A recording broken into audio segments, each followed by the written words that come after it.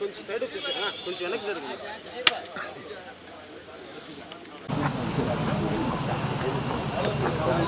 చాలా సంతోషం.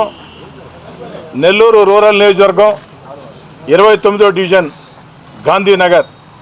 ఈ గాంధీనగర్ ప్రాంతంలో ఒక చక్కటి పార్కులో అన్ని రకాల ఏర్పాట్లు చేయాలని 20 లక్షల రూపాయల వ్యయంతో ఈరోజు శంకుస్థాపన చేసుకోవడం జరిగింది.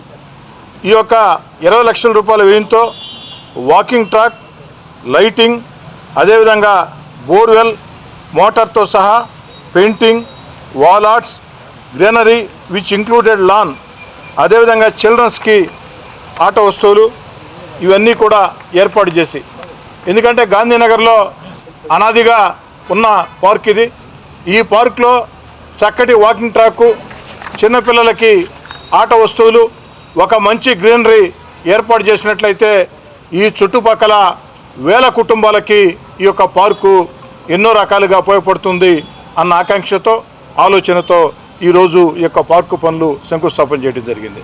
నాతో పాటు ఈ శంకుస్థాపన కార్యక్రమంలో అటు తెలుగుదేశం పార్టీ నాయకులు కానీ, అటు బీజేపీ నాయకులు కానీ, సిపిఎం నాయకులు, అదేవిధంగా జనసేన నాయకులు, స్థానికంగా ఉన్నటువంటి పెద్దలు, అదేవిధంగా ఈ పార్కు సంబంధించి అధ్యక్ష, కార్యదర్శులు, కమిటీ సభ్యులు, స్థానిక ప్రముఖులు అందరూ పాల్గొనడం జరిగింది.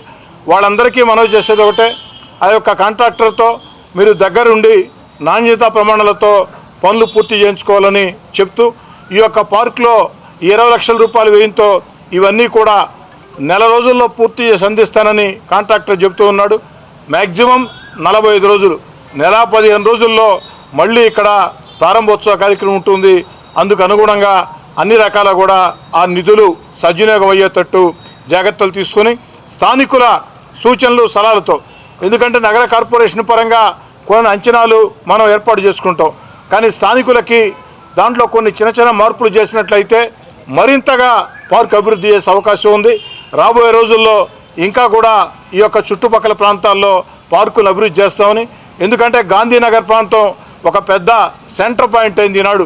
గాంధీనగరే కాకుండా చుట్టుపక్కల అన్ని కాలనీలు కూడా వేగవంతంగా విస్తరిస్తూ ఉన్నాయి. ఇక్కడ మరిన్ని పార్కులు కావాల్సిన అవసరం ఉంది. ప్రజల్లో కూడా ఆరోగ్యం పట్ల అవగాహన పూర్తిగా పెరిగింది. ప్రజలందరూ కూడా ఉదయం వేళ, సాయంత్రం వేళ వాకింగ్ చేసేదానికి తమ జీవితంలో ఒక భాగంగా ఆ వాకింగ్ని రూపొందించుకుంటూ ఉన్నారు.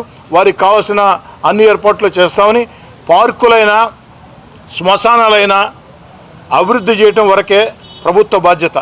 కానీ 10 కాలాల పాటు ఆ పార్కులైనా శ్మశానాలైనా ఏదైతే ప్రజలకి ఉపయోగపడాలంటే స్థానికుల భాగస్వామ్యం తప్పనిసరి పరిస్థితి.